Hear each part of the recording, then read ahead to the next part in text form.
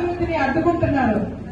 మరి నిజంగా ఎంపీ పరంగా విశాఖపట్నం జిల్లాలో కలిపితే మనం దేనికైనా హ్యాపీగా మనం చేసుకోగలుగుతాం. ఇప్పుడు ఏదైనా ఒక పేషెంట్ ఉంటే మనం విజయనగరం వెళ్ళి అక్కడి నుంచి కేజీహెచ్కి వెళ్లాల్సిన పరిస్థితి, అంబులెన్స్ కూడా మనకి కొత్త వలస రాదు. మరి అలాగే ఎంపీ పరంగా మనకు వచ్చే నిధులు కూడా ఏదైనా సమస్యలు ఉన్నా కూడా మనం ఆర్టీఓ పరంగా ఇక్కడికి వెళ్ళాల్సి వస్తూ ఉంది.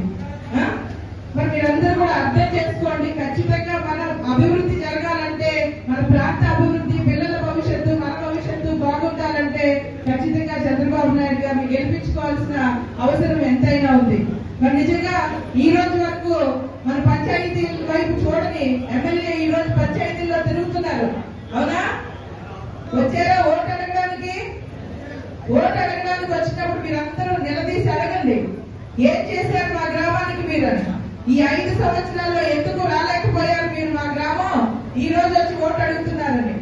ఆయన చేతగాని సమాధానం ఏం చెప్తారంటే రాజుగారు చేయడం లేదు, ఆ లావుడు చేయడం లేదు అంటే ఆయన భాష అలాగే ఉంటది, అందుకని అలా మాట్లాడాల్సి వస్తా ఉంది. అది ఎంతవరకు కరెక్ట్? ఒక ఎమ్మెల్యే దిగజారిపోయి రఘురాజు గారు లావుడు పని చేయడం లేదు అని చెప్పుకుంటే ఆయనకే సిగ్గా?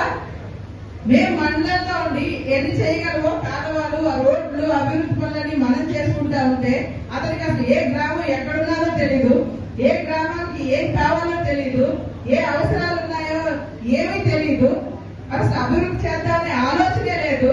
అతనికి ఎంతసేపు భూ కబ్జాలు చేసుకోవడం, ఎక్కడ భూ ఉందో ఆక్రమించుకోవడం. మరి మీ అందరికీ తెలుసు కొత్త వలసలో ఎన్ని 100 ఎకరాల భూమి అప్పటికపాలెంలో కానివ్వండి, గురువిందాడలో కానివ్వండి, అలాగే అనేక రకాల వ్యాపారాలు, వ్యాపకాలు.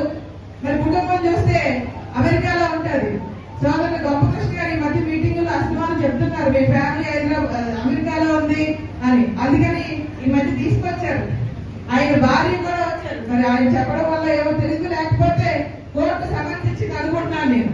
ఎందుకంటే కోర్టు నోటీస్ లో ఆవిడ పేరు కూడా ఉంది అందులో. ఒకవేళ మరి కోర్టుకి అటెండ్ అవడానికి ఆవిడ వచ్చారో నాకైతే తెలియదు, కానీ ఆవిడ కూడా ఇప్పుడు ప్రచారం చేస్తా ఉన్నారు. ఆవిడ కూడా ఒకటే చెప్తున్నారు, అమ్మా మీరు ఏ ఊరు వెళ్ళాలనుకున్నా ముందు ఆ ఊరికి మీ భర్త ఏం చేశాడు అని అడిగి, ఎందుకంటే 5 సంవత్సరాలు ఆల్రెడీ ఎమ్మెల్యేగా ఉన్నారు అతను. అవునా? మరి మీరు ఏం చేశారు ఆ ఊరికి అని చెప్పి అప్పుడు వెళ్ళి మీ ఆయన కోర్టు అడిగితే బాగుంటుందని నేనైతే కోరుకుంటా ఉన్నాను. అతను చెప్పడానికి ఏమీ లేక, ఏం చేస్తానో చెప్పలేక మరి మా మీద చెప్పడం అది ఎంతవరకు కరెక్ట్ అనేది మీరందరూ ఆలోచించుకోవాలి. ఎందుకంటే మీకు తెలుసు మా గురించి. అవునమ్మా? మీరు మా కుటుంబాన్ని ఐవీఎన్ రాజు గారు ఉన్నప్పటి నుంచి, ఇంకా తాతగారు అప్పటి నుంచి కూడా మీరు మా కుటుంబం గురించి చూస్తా ఉన్నారు. మేము ఎప్పుడు రాజకీయాల్లో డబ్బులు సంపాదించుకోవడం కోసం ఏ రోజు కూడా మేము ఎవరు కూడా చేయలేదు. మా తాతలిచ్చిన ఆస్తులన్నీ కూడా పాడు చేసుకునే రాజకీయాలు చేశాం. అది మీ అందరికీ తెలుసు. ఎందుకంటే మీరందరూ మా కుటుంబ సభ్యులాగే ఈ రోజు వరకు ఉన్నారు, ఇంక ముందు కూడా ఉంటారని ఆశిస్తూ, మరి మీ కుటుంబ సభ్యుల్ని అవమానిస్తే మీరందరూ కూడా తిరిగి సమాధానం చెప్పాలని నేనైతే కోరుకుంటున్నాను. చెప్తారా అమ్మా? చెప్పండి, తప్పకుండా వస్తే నిలదీయండి. మీరు రాజుగారు అంటే మీరు ఎక్కడి నుంచి వచ్చారు, ఎలా వచ్చారో మాకు అన్ని తెలుసు. మీరు ఈ రోజు మాకేం చెప్పక్కర్లేదని తిరిగి సమాధానం చెప్పండి. చెప్పి మరి మీ కుటుంబ సభ్యులుగా మా గౌరవాన్ని కాపాడాలంటే ఖచ్చితంగా మే 11న జరగబోయే ఎన్నికల్లో 2 గుర్తులు, 2 ఓట్లు వేయాలి. ఒక్కొక్కరు ఎంపీ, ఎమ్మెల్యే.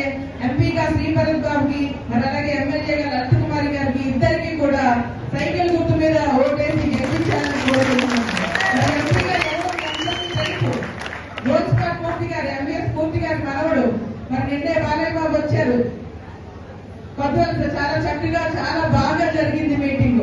మరి బాలయ్య బాబు గారి అల్లుడు లోకేష్ బాబు గారి తోడల్లుడు, చదువుకున్నారు, విద్యావేత్త. మరి ఆయనకి తెలుసు పిల్లలకు ఉపాధి ఎలా కల్పించాలి, మనకి కంపెనీలు ఎలా తేవాలి అని. మరి మన ప్రాంతం మీద ఖచ్చితంగా ఆయన దృష్టి పెడతారు. ఎందుకంటే మాది చాలా వెనుకబడిన ప్రాంతం. మన మండలంలో కూడా మాది కొంచెం ఎస్టీ విలేజెస్ ఎక్కువ ఉంటాయి. ఖచ్చితంగా మరి మీరు ప్రత్యేక దృష్టి పెట్టి మరి అభివృద్ధికి మీరు కృషి చేస్తారని కోరుకుంటా ఉన్నాం. అలాగే లలితమ్మను కూడా 2 సార్లు మన ఎమ్మెల్యేగా చూసాం. ఏ రోజు కూడా ఏ పని అవలేదని కానీ ఆపేదని కానీ మనం ఎవరూ చూడలేదు. ప్రతి గ్రామానికి కూడా ఆవిడ సేవలు అందించారు. అభివృద్ధి కార్యక్రమాలలో మనందరికీ తోడుగా ఒక కుటుంబ సభ్యురాలుగా, అక్క చెల్లెమ్మలాగా కలిసి అందరినీ ఆప్యాయంగా పలకరించే మనిషి. మరి అలాంటి ఆవిడని గెలిపించి సాధించుకోవాలని మరొకసారి మీ అందరినీ కోరుకుంటూ మరి 2 ఓట్లు కూడా సైకిల్ గుర్తు మీద వేసి గెలిపిస్తారని, భారీ మెజార్టీతో ఇస్తారని, మా గౌరవాన్ని కాపాడుతారని కోరుకుంటూ సెలవు తీసుకుంటున్నాను.